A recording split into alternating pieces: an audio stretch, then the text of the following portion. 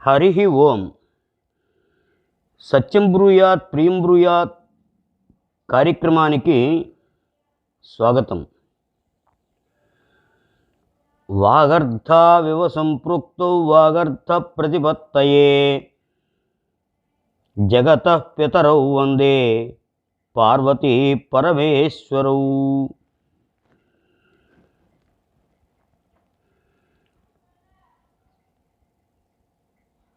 స్కాంద పురాణం సరళానువాదంలో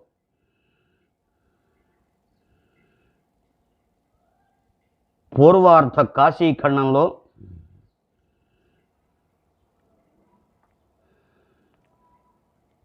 శివశర్మను విష్ణు పార్షదులు తీసుకుని వెడుతూ ఆయా లోకాలను వివరాలను చెబుతూ నైరుతిలోకం, వరుణలోకం, వాయులోకం, కుబేరలోకం, ఈశానలోకం, చంద్రలోకం, బుధలోకం, శుక్రలోకం, అంగారకలోకం, దేవగురువు బృహస్పతి లోకం, శనైశ్చర లోకాలను చూపించి చెప్పిన తరువాత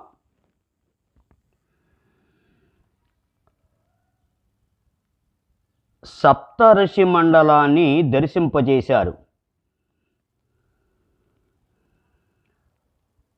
సప్తఋషి మండలం సప్తఋషుల నివాస స్థానం.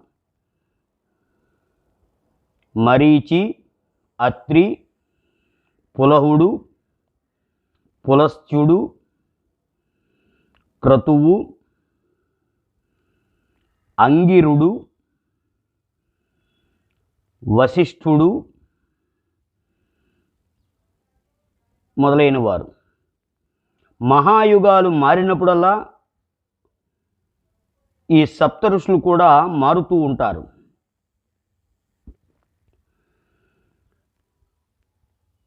అన్ని యుగాల్లోనూ ఒకేలా ఉండరు.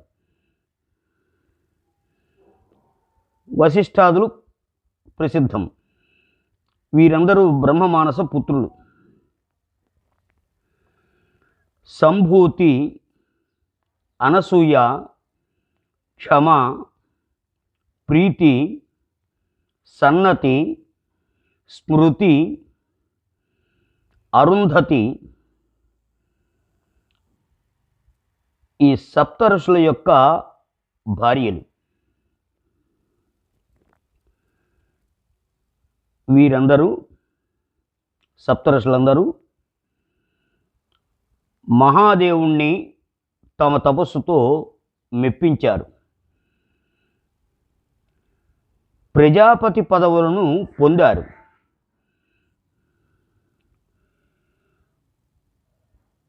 సప్త ఋషుల్లో ఒక్కొక్కరు ఒక్కొక్క శివలింగాన్ని స్థాపించారు.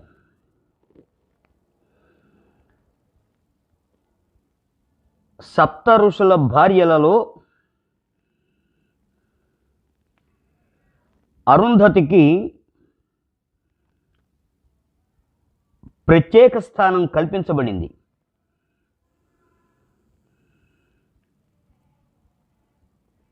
ఆ తరువాత సప్తఋషులోక మండలం తర్వాత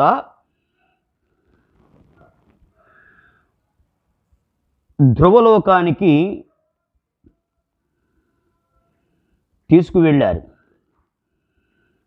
ధ్రువుని యొక్క చరిత్రను వినిపిస్తున్నారు.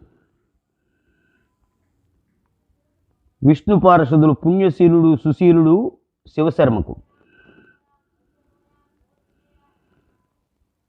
స్వయంభువ మనువు పుత్రుడు ఉత్తానపాదుడు మహారాజు. ఆ ఉత్తానపాదునకు ఇద్దరు భార్యలు, సురుచి సునీతి అని భార్యల పేర్లు. సురుచికి ఉత్తముడనే పుత్రుడు, సునీతికి ధ్రువుడనే పుత్రుడు జన్మించారు. ధ్రువుణ్ణి పెద్ద తల్లి అయినటువంటి సునీతి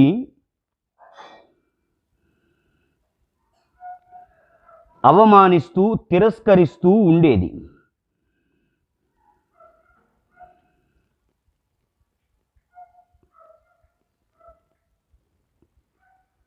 సురుచి తిరస్కార భావంతో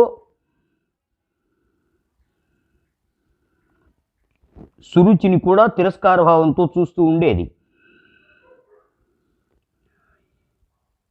ఈ అవమాన తిరస్కార భావాలను సహించలేనటువంటి ధ్రువుడు బాలుడు బాల్యంలోనే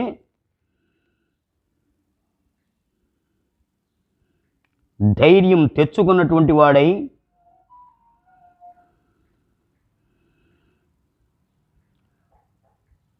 అవమాన తిరస్కార భావాలను అధిగమించడానికి, అవి రాకుండా ఉండడం కోసం, వాటిని అనుభవించకుండా ఉండడం కోసం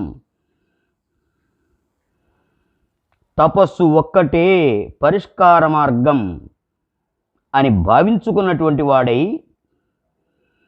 ధ్రువుడు తల్లి సునీతిని ఒప్పించి అంగీకరింపచేసుకుని తల్లి సునీతి అనుమతి తీసుకుని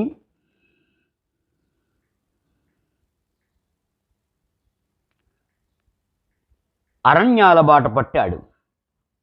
అరణ్యాల వైపు అడుగులు వేశాడు. లక్ష్యం అందనంత ఎత్తు.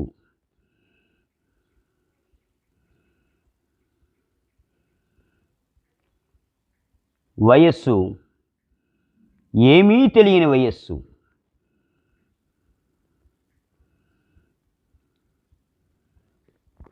అరణ్యాల వైపు అడుగుపెట్టాడు. మహాభయంకర అరణ్యంలోకి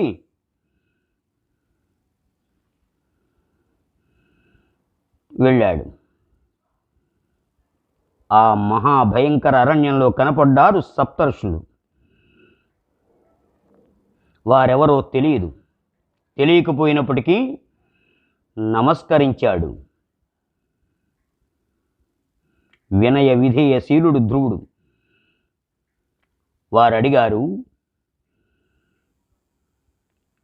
ఎవరు నువ్వు, ఎందుకొచ్చావు?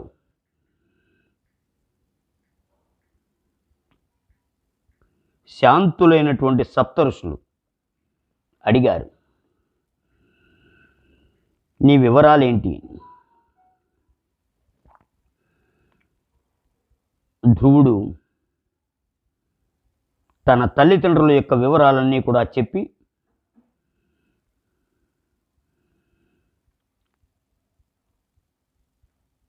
అవమాన తిరస్కార భావాలను అధిగమించడం కోసం తపస్సు ఒకటే మార్గమని భావించాను. ఆ విధంగా భావించి వచ్చాను అనగానే బాలుని యొక్క దృఢ నిశ్చయాన్ని తెలుసుకున్న సప్తఋషులు ఉత్తమ క్షత్రియ కుల సంజాతుడు అని మెచ్చుకుని మా వలన నీకు ఎటువంటి సహాయం కావాలి? మేము ఏ విధంగా నీకు సహాయపడగలం అని ఆ సప్త ఋషులు ధ్రువుణ్ణి అడిగారు.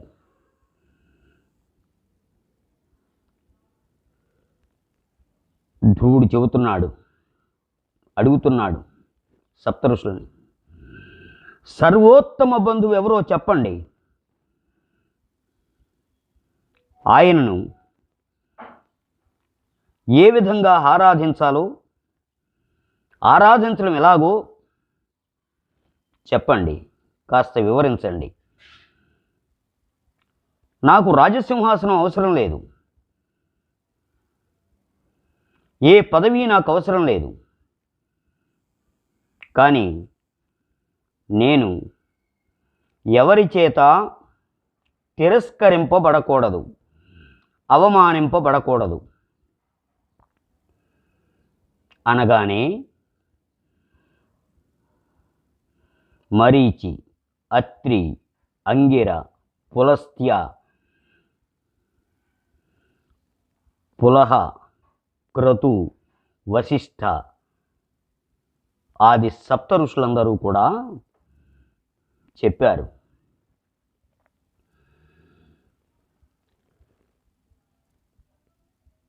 విష్ణు చరణారవిందాలను ఆరాధించమని,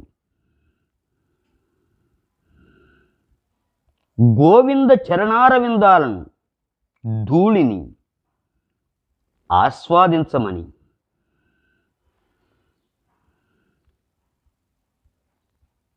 లక్ష్మీపతి చరణారవిందాలను ఆశ్రయించమని,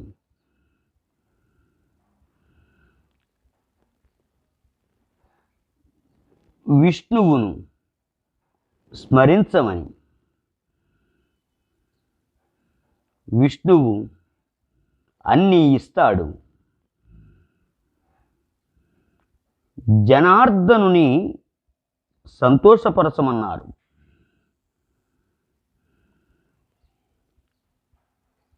హృషీకేశుణ్ణి ఆరాధించమన్నారు. సప్తఋషులు చెప్పారు. ఈ విధంగా చెప్పగానే మీరు చెప్పింది సత్యం, చేస్తాను, కానీ ఏ విధంగా ఆరాధించాలో నాకు తెలియదు. మళ్ళీ ధ్రువుని యొక్క ప్రశ్న.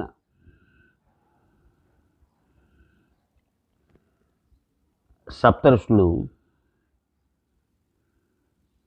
వశిష్ఠాది సప్తఋషులు చెప్పారు. తిష్టత గచ్చత వాపి స్వపత జాగ్రత్త తథా శయనేనోపవిష్టేన జప్యో నారాయణ సదా.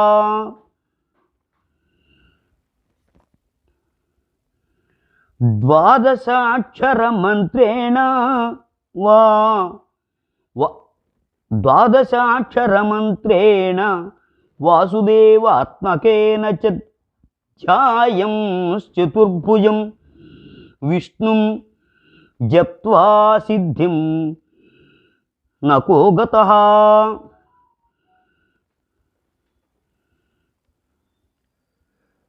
నిలబడినా, నడిచినా, నిద్రించినా, మేల్కొన్నా, సర్వకాల సర్వ అవస్థలయందు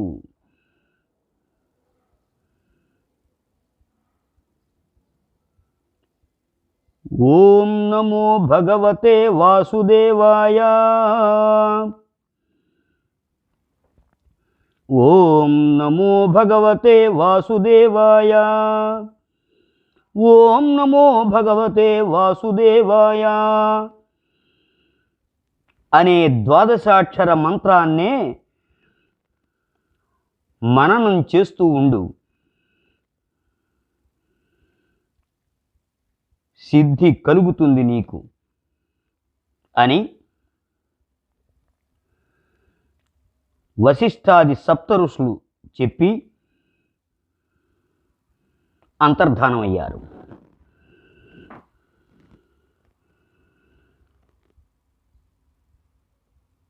యమునా నదీ తీరానికి చేరుకున్నాడు ధ్రువుడు. అక్కడ మనోహర మధువనంలో చక్కటి ప్రదేశం చూసుకుని వాసుదేవ స్మరణ జపం ఓం నమో భగవతే వాసుదేవాయ మొదలుపెట్టాడు.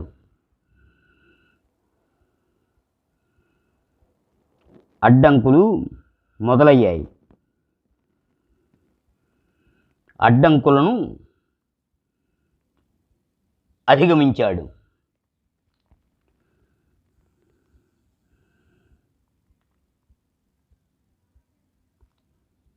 జపస్మరణ తీవ్రస్థాయికి చేరింది. తీవ్రస్థాయి నుండి అతి తీవ్రస్థాయికి చేరుకుంది. జపస్థాయికి దిక్పాలకులు గజగజలాడారు.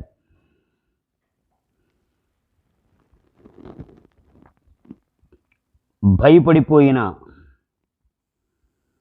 దిక్పాల నాయకుడు ఇంద్రుడు బ్రహ్మగారిని శరణు కోరాడు. విషయాన్ని వివరించాడు. యమునా నదీ తీరంలో మనోహర ప్రదేశంలో ధ్రువుడనే బాలుడు ఓం నమో భగవతే వాసుదేవాయ అనే మంత్రస్మరణతో లోకాలన్నిటినీ గజగజలాడిస్తున్నాడు.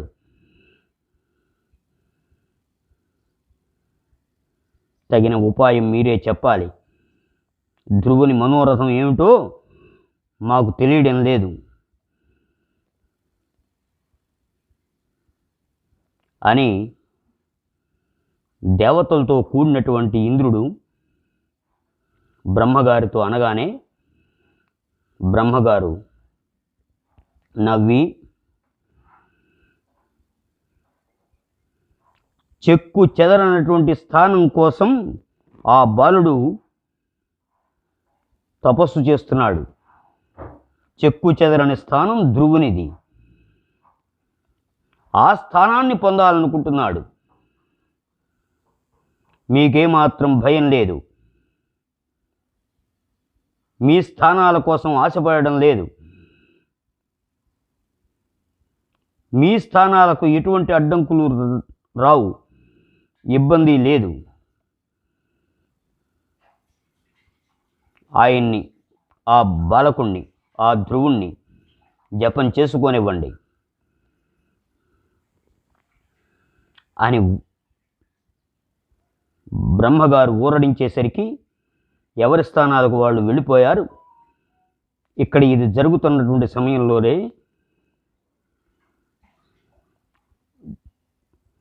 ధ్రువుని ఎదురుగా చతుర్భుజుడు విష్ణుమూర్తి ప్రత్యక్షమయ్యాడు.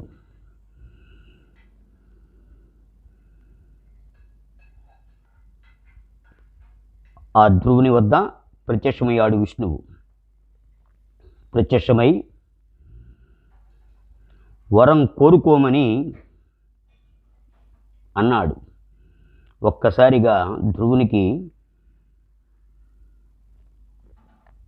ఆనంద బాష్పాలు జలజలా రాలాయి.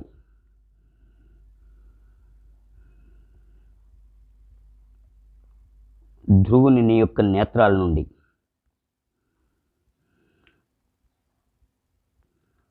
చల్లని స్పర్శనిచ్చింది విష్ణు హస్తం. ధ్రువుడు స్తుతించాడు విష్ణుమూర్తిని.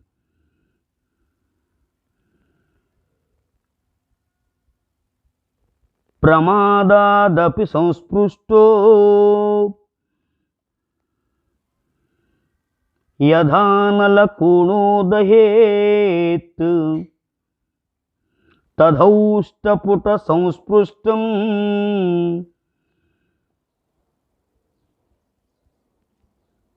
హరినామ హరేదఘం. హరినామ స్మరణ సర్వపాపహరణం. స్తుతి విన్నటువంటి శ్రీహరి విష్ణుమూర్తి చతుర్భుజుడు ధ్రువుని యొక్క మనోవాంఛను తీర్చడమే కాకుండా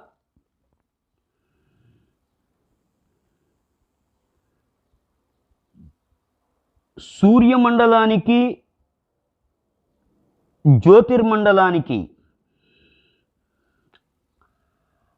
ఆధారభూతం అయ్యేలాగా ఒక మండలాన్ని ఏర్పరిచి ఆ మండలానికి ధ్రువుణ్ణి, ఆ ధ్రువ బాలకుణ్ణి అధిపతిని చేశాడు. అదే ధ్రువ మండలం. ధ్రువ మండలంగా ప్రసిద్ధి పొందింది ఆ మండలం. ఆ విధంగా విష్ణువు చతుర్భుజుడు జనార్దనుడు ఆశీర్వదించి అనుగ్రహించాడు. తరువాత తన మాతకు సునీతికి కూడా ధ్రువుడు మరెప్పుడు తిరస్కార భావం పొందేలా కాకుండా సద్గతిని ప్రాప్తింపజేశాడు. మరో రోజు మరొక మంచి విషయంతో కలుద్దాం. స్వస్తి. శుభం భూయాత్.